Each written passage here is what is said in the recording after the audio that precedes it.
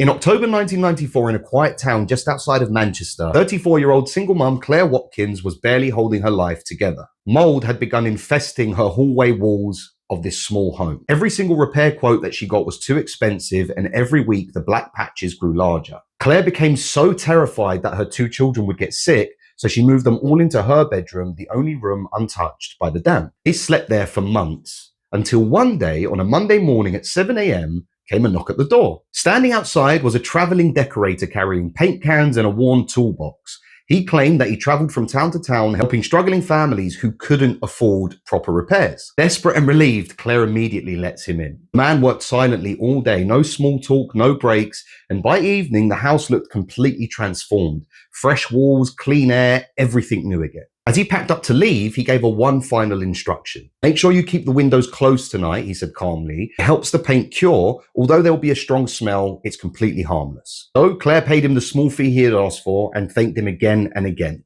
And that night, for the first time in months, she went to sleep believing her children were finally safe. But sometime after midnight, Claire woke up.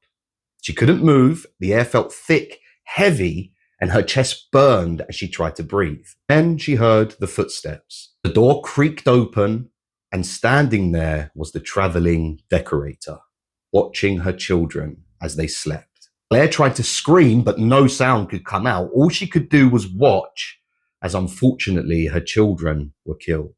Claire woke up 3 days later in hospital after being in a coma. She was the only survivor. Investigators later discovered that this man had mixed a powerful industrial solvent into the paint. With the windows sealed, toxic fumes filled the house, knocking the family completely unconscious. As detectives investigated further, they uncovered similar deaths across multiple towns in the country, each home visited shortly before by the same traveling decorator. And to this day, he has never been caught. So if a stranger ever knocks at your door offering help that feels too good to be true, maybe don't let him in?